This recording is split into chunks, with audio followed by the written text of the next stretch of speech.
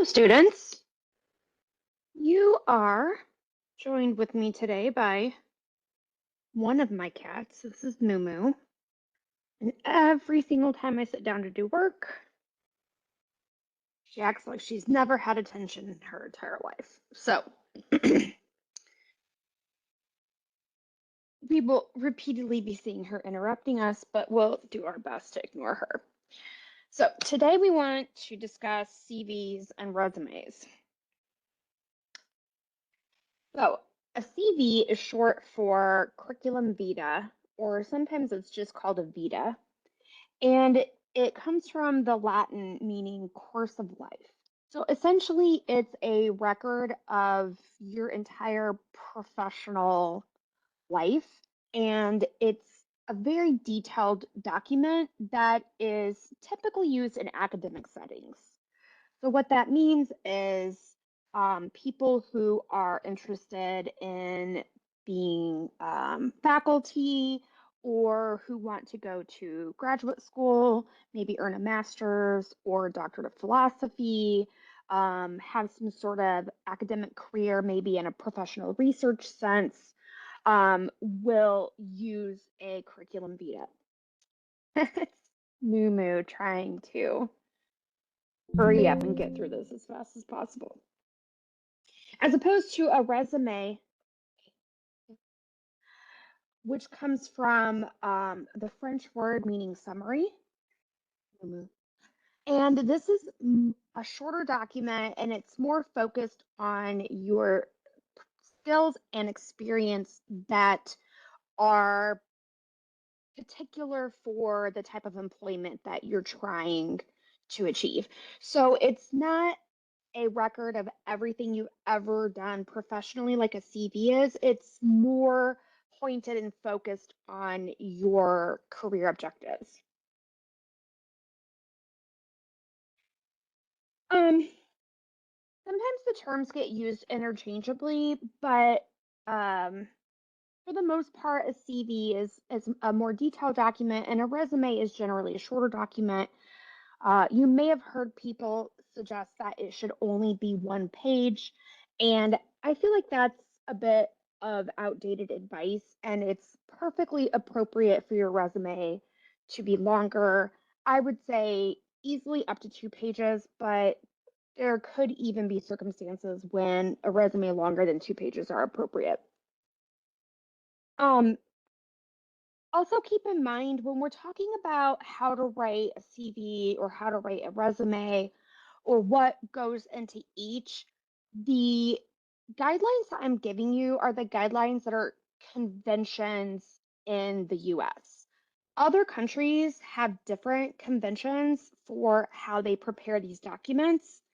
And for example, when I'm on a search committee for a faculty position and I see people applying for the faculty position from other countries, I will frequently see those people put a picture on their CV, which you do not do in the US. And that is because you can infer or guess a lot of information about a candidate that is protected information, such as that candidate's race or um, ethnicity or sex or gender or age. So it is illegal to discriminate against people in the US based on age. It is illegal to discriminate against people based on other protected categories, such as sexual orientation or gender identity. And by providing a picture, you give information to potential employers that they possibly could use to discriminate against you in the selection process. So while this is a common practice in other countries, it's not done in the US. The other thing that I will frequently see on CVs from candidates from other parts of the world is they will have a section where they describe the accomplishments of their spouse and or their children. And again, this is something that you just do not see on resumes and CVs in the US because this implies marital status, it implies um, or can directly reveal if a candidate has children. And this is information that you generally don't share up front when you're providing a document such as a CV or a resume. If in the end you're not really sure which one an employer wants, just ask them and they'll let you know which type they prefer. So first let's start with what's the same on both. What's the same on both is that your name should be really big at the top of the page. And when I mean big, like 28-point font, 36-point font, like big, okay? You want your name to stand out. The second thing that you'll have on both is your contact information. And there's a couple of ways to approach this. Some people will just put one set of contact information, address, phone number, email address in the center. Some people will put their personal contact information on one side and then their work contact information on the other side. And it's up to you what format you want to use. Secondly, they serve very similar purposes, and that is to demonstrate your qualifications for a job. And the important thing that you want to do with both of these documents is to impress the people who are evaluating you and stand out from the rest of the applicants. It is crucially important that you have no typos and grammatical errors. So it's really important that you read over it with a high sense of scrutiny and you have other people look at it and edit it for you, or you take it to the Career Center, or you have your advisor look it over. It's really important that you make sure that you don't have any mistakes because mistakes just generally don't give the best impression. This means that everything needs to be consistent. Your indents, your alignments, your bullet points, your spacing, your font size, your font style. If your headings are bold in this section, your headings should be bold in the next section. If you indent half an inch for this list of bullet points, the next list of bullet points should be the same, indented half an inch. This needs to be a really consistent, really professional looking document.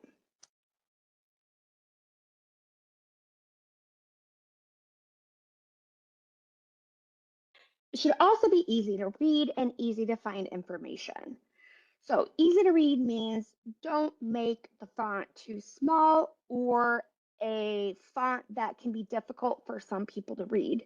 Some people with dyslexia or dysgraphia can have a hard time with very stylized or scripted or, pretty looking fonts. So you want to choose one that's pretty standard and pretty simple. I would recommend that you stick with Times New Roman, Calibri, or Arial.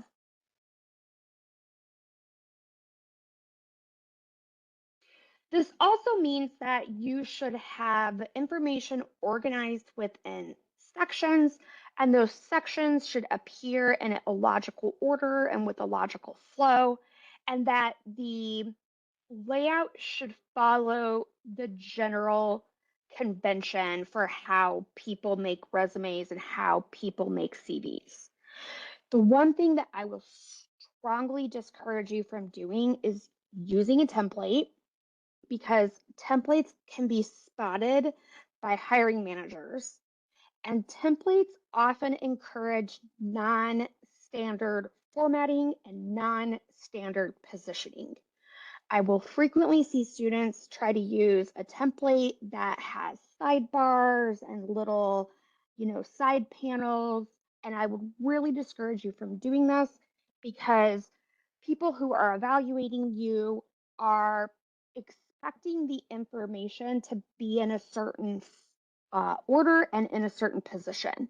And if they have to hunt through your document, for uh, the information that they're looking for, it's going to irritate them.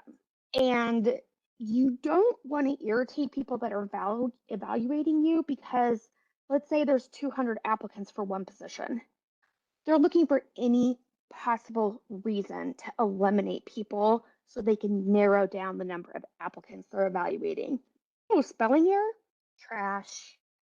Can't find information, don't know where you put it. This is a really weird format. Trash.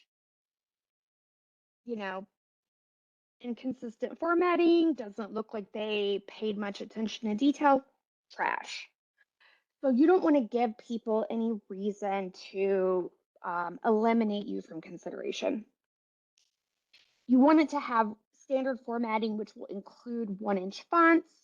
And like I said, easy to find sections that are kind of in predictable orders.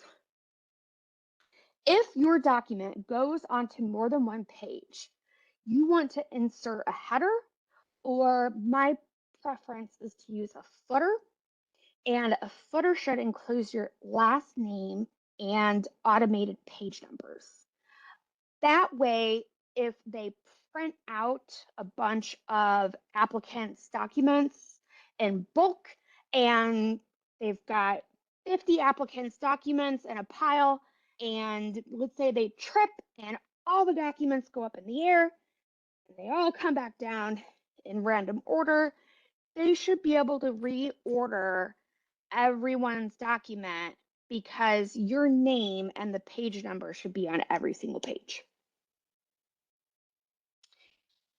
Two strategies that people use when making their CVs and their resumes is gapping and parallelism. So gapping is the use of incomplete sentences in order to describe your positions or the work that you have done in a very concise way. So an example of gapping is instead of me writing a complete sentence and say, I have been teaching at the University of North Carolina at Pembroke for 10 years in the Department of Biology. I would shorten that to taught at UNC Pembroke in the biology department since 2016. If you use complete sentences, your document can get a little wordy and a little long. And generally, we want the document to be as concise as possible. The other thing is parallelism. With parallelism, you want to keep the structure of your phrasing and your sentences consistent throughout. So if your first bullet point starts with a verb like developed curriculum to enhance learning of students in the biology department, your next sentence should also start with a verb. And since you wrote in the past tense in the previous bullet point, you should write in past tense in the next bullet point. Created standard operating procedures to promote environmental health and safety. Okay. If you need more information on this type of strategy employing gapping and parallelism, I would encourage you to check out the Purdue OWL. OWL stands for Online Writing Lab. And the Purdue OWL is full of really, really great resources for anything related to writing. They can help you with creating bibliographies, doing citations, writing CVs, writing different types of essays. There's all kinds of really great information that's available for free on the Purdue OWL. Now we're going to move on to the differences. So let's start with the resume. The resume is used for nearly all jobs in the US outside of academia, and it's typically 1 to 2 pages. As an undergraduate student, I wouldn't expect your resume to be more than 1 or 2 pages long unless you were in a unique situation that you had a lot of work experience. You're also going to select the work experience that seems the most relevant. So, for example, if you did babysitting as a kid, or if let's say I was making my CV and I've been in higher ed for over 13 years and I completed two postdocs, so that was 5 years plus my you know, PhD and my undergraduate degree, that was 9 years. Okay, I'm probably not going to list the fact that I was a tutor in the eighth grade or that I was a piano teacher in high school. True stories. I did both of those things. But once you get a certain amount of experience, or if those types of jobs really don't have any relevance to the type of job you're applying for, you may not want to include them.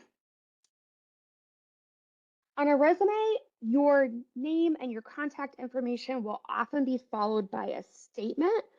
And it's generally a short statement that employs that gapping strategy that defines whatever objective that you have. Um, Now, the next sections that you have on your resume, you will have your education next. And we'll talk more about how to format your education system a little bit later. The next sections that you have can be put in whichever order that you think is the most relevant. So let's say that you have a lot of research experience and you want to apply to a graduate program that's very research intensive. You would probably want to put your research experience next, talk about what research projects you worked on, what presentations you made, what publications that you have, what lab skills that you have, or field skills before you put your work experience, which may be employment that is not as related. Like if you mowed lawns every summer or you worked at Dairy Queen, those types of employments aren't as directly related to the type of work you'll do in graduate school as your research projects would be. Um, and then some of the other sections that you may include could be related coursework, skills that you have. This could be languages that you speak, it could be computer programs that you know how to use, it could be soft skills like I have a lot of experience working with children with special needs, or I have a lot of experience in human resources and um, management. Okay. You may want to include what activities that you do, especially if those activities involve any type of leadership. So let's say that you're treasurer of the biology club and you had to do a lot of fundraising and manage a budget. You might want to mention that on your CV. Also, for students that are athletes, I would definitely include that on your resume. See, I just use CV and resume interchangeably. So we're talking about the resume.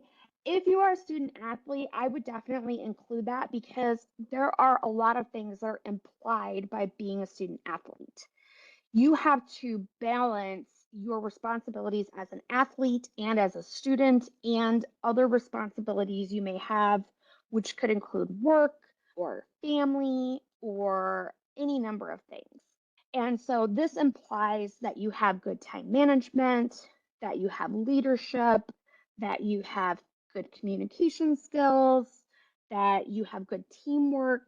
Okay. So just being, and I say just kind of like in air quotes, participating as a student athlete implies that you have a lot of skills that come with balancing that responsibility.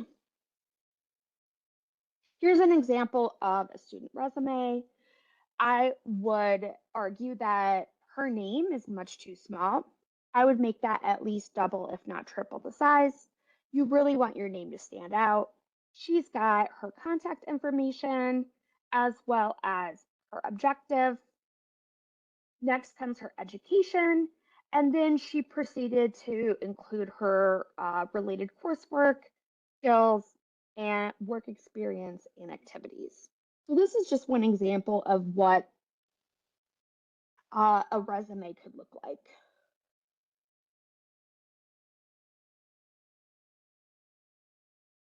You may also want to include community service or service learning projects that you've done, even if they're part of a class, because a lot of employers are very interested in their employees doing some sort of service or giving back to their community.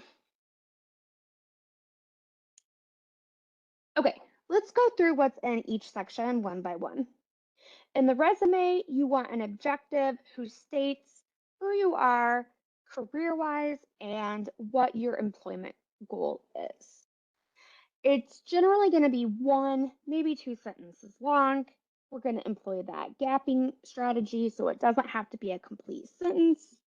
And I have a few examples for you here. So to obtain an entry level laboratory research technician position in the biomedical sciences. I utilize my leadership skills to help drive growth, empathy, and vision in an established company. Um, a highly organized and hardworking individual looking for a responsible position to gain practical experience. That's a really good one to use if you're applying to a lot of different jobs and you need something that's kind of vague and you don't want to have a lot of different versions of your resume. The next section is going to be your education section. And the information in here, I want you to pay really close attention to because this is often where students make mistakes. For your education, you're going to list it in reverse chronological order. So, chronological order is oldest to newest. Reverse chronological order is newest to oldest. So, you're going to start with your most recent degree. So, you are going to list the University of North Carolina at Pembroke first. Then, if you went to community college and achieved an associate's degree, you'd list that next. And then, if you wanted to list your high school diploma, which I would argue if you already have some sort of college degree, you don't need to. Now, if you didn't go to community college or you went but you didn't complete a degree like an associate of arts or an associate of science, then I would list your high school diploma. If you have completed a college level degree, whether it's an associate's degree or a bachelor's degree, I would leave your high school information off. If you've not yet graduated, you want to indicate that by saying anticipated graduation date and give the month and the year that you expect to graduate. So if you are planning on graduating next spring, you would put anticipated graduation date May 2027. If you've graduated and you earned honors like cum laude, magna cum laude, summa cum laude, you would add that as well. And you also want to include the city and state where your institution was located. So you're going to say Bachelor of Science in Biology, um, University of North Carolina at Pembroke, Pembroke, North Carolina, May 2024. Let's see.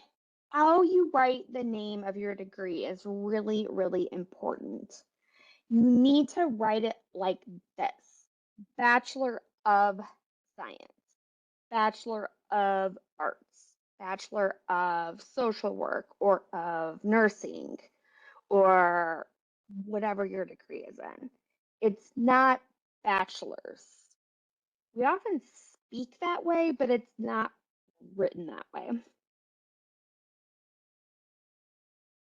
Okay?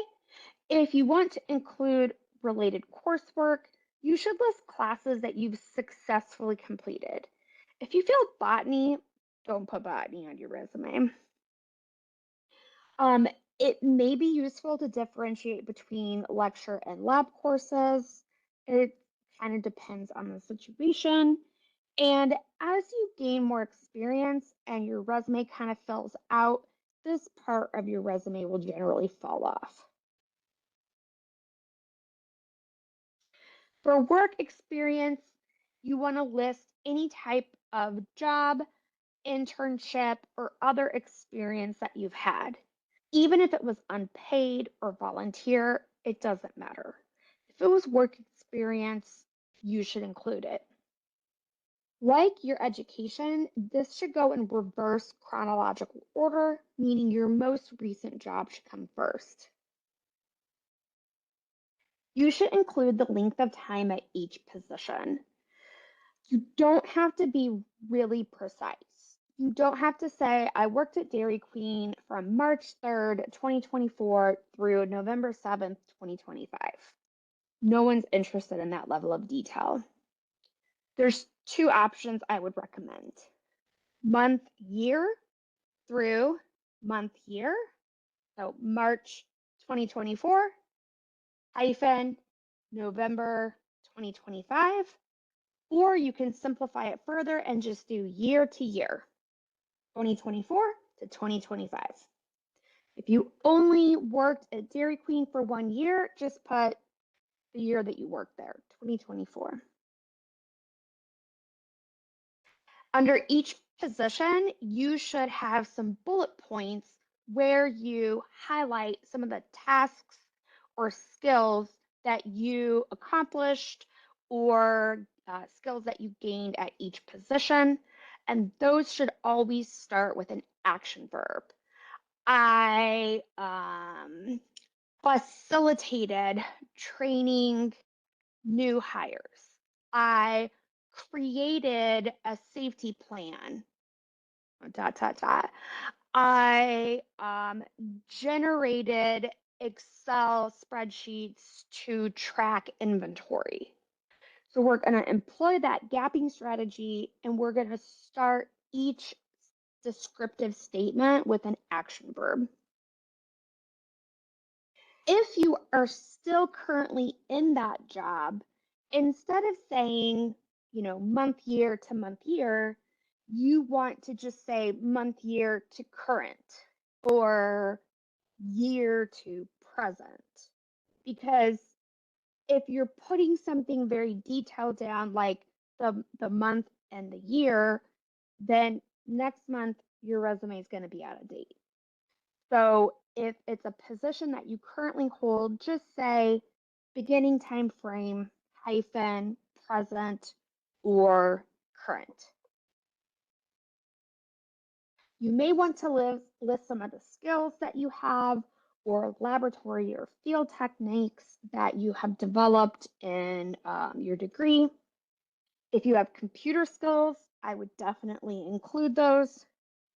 If you have language skills, this can include written and spoken languages. It also can include programming languages like C++ or what are some other ones? I'm trying to think. What's that open access one? It's not coming to me right now. But if you have computer programming skills, you should include those. Don't include anything that you're really not comfortable or fluent in. Like if you've used Excel once, I would not say that you're proficient in using Excel. If you need help coming up with some action verbs, you can use some of the ones listed here, or you can check out the link that I provide where it gives a lot of action verbs that you can integrate into your resume. Again, other sections may include activities, This could be clubs, this could be volunteer organizations, it could be fundraising organizations like Relay for Life, it could be musical organizations or athletic teams, but it's important to describe what your level of involvement was, like what you accomplished or what skills that you gained. These types of things can help show how well-rounded you are, and they can um, offer an implication that you're committed to something that you're interested in, which an employer might then leverage for, okay, well, if they're interested in this position, they might be really committed as an employee here. Again, this section can disappear after you gain more experience. If you have community service, service learning, volunteering experience, I would certainly include that as well, and also have a few descriptive statements, starting with those action verbs, describing what you did or how you participated in that activity. So here's an example of more of a research-based resume. Again, I would say make the name much, much bigger. Instead of calling it an objective, they called it a profile.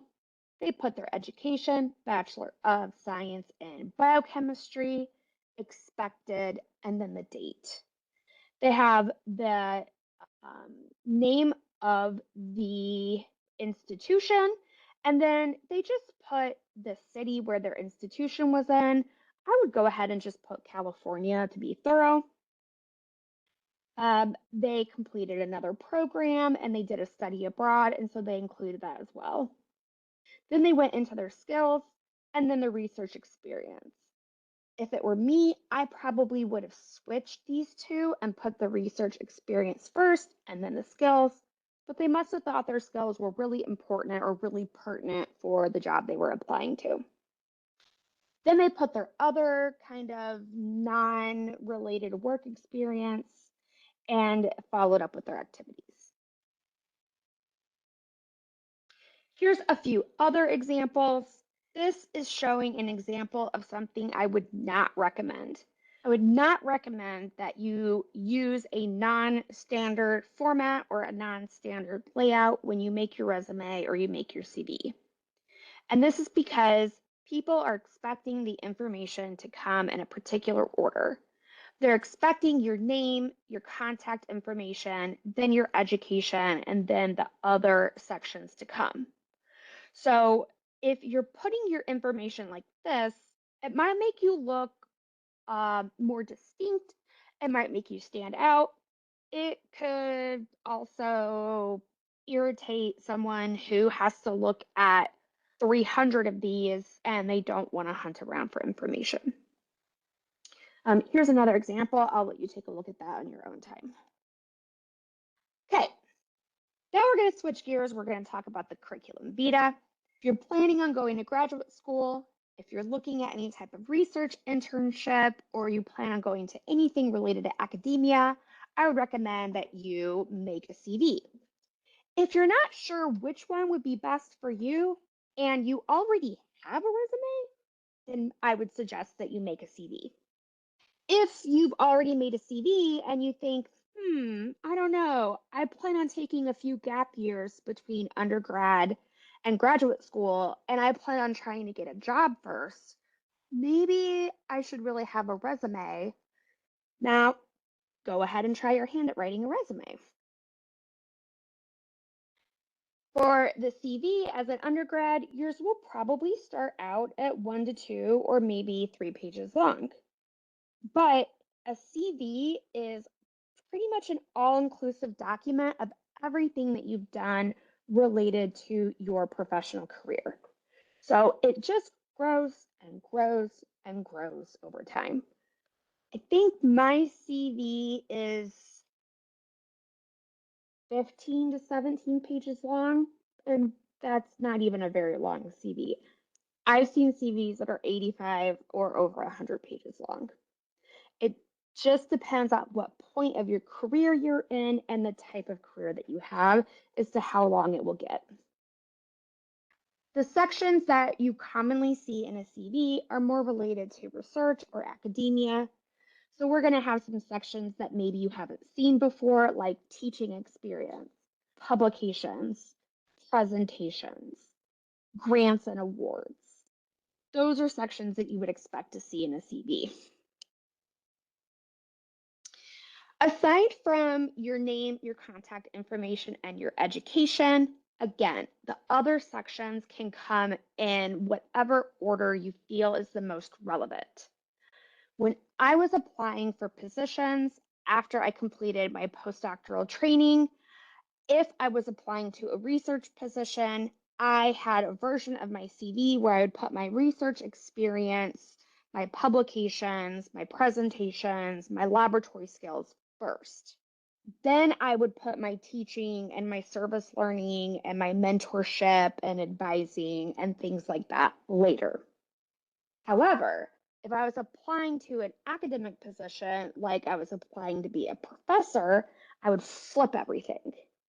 Or a professor, if it was at a teaching focused institution like UNCP, I would put my teaching experience first.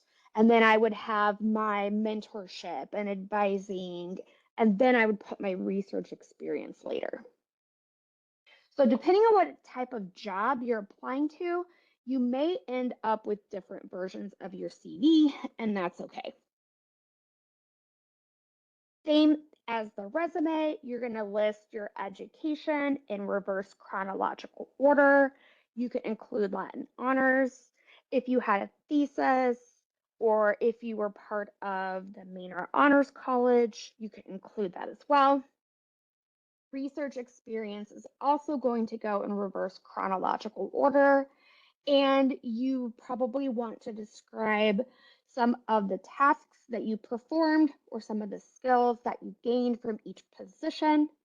I have seen people put it in paragraph form. I've also seen people put it in that gapping, bulleted statement form. I think it just kind of depends on what you've done as to which one will work best for you. This section can change a lot depending on what career you're in or what level you're at in your career. And sometimes you might find it helpful to break this up into different sections. Like you might want to have grants that you've written and have been funded in one section. You might want to have publications in another, presentations in another, graduate students mentored in another. Whereas at your level as undergraduate students, your research experience might be varied and um, less involved, so that you might want to just kind of combine all that into one section.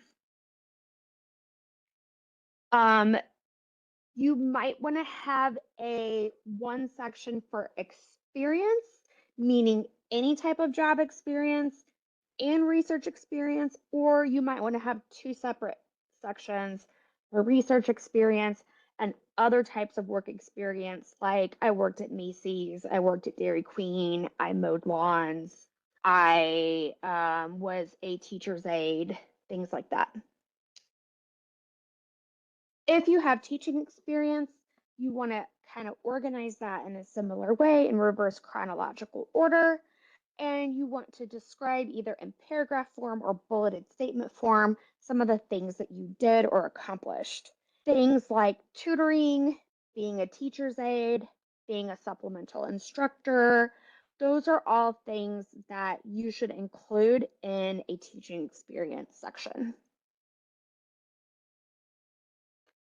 For publications, presentations, and awards, you want to list your publications in a bibliography style. That might be CSE format, the scientific council format. It might be APA, it might be name year, but whatever bibliography style you choose to format your publications, it should be consistent. I would recommend that you underline or you bold your name in the list of authors so that your name stands out. For presentations, you want to list presentations that you have given or that you have co-authored.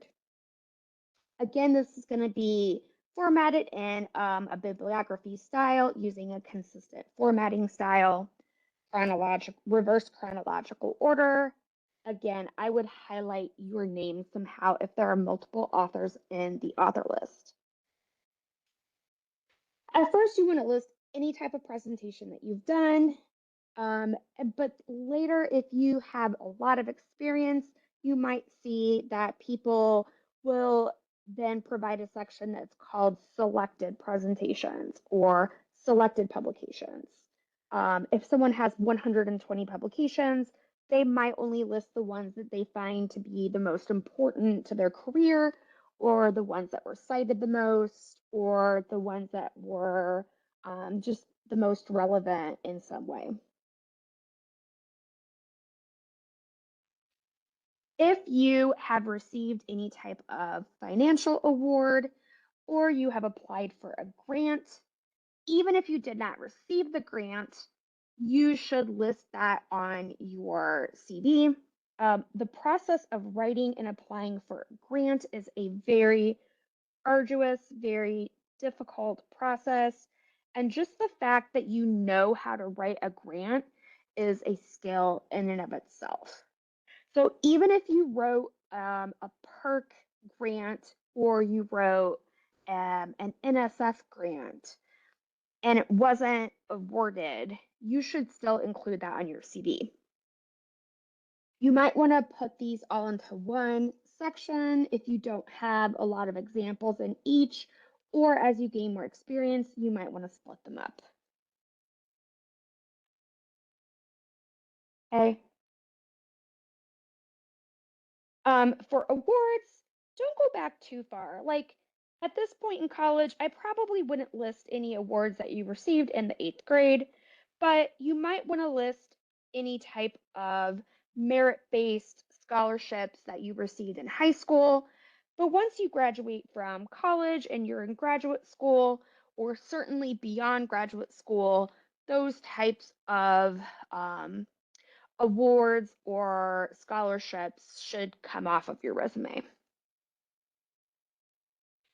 For the service, this could include community service, like I volunteered at a soup kitchen, or I was a big sister for Big Brothers and Sisters, or I was a foster for my local humane society.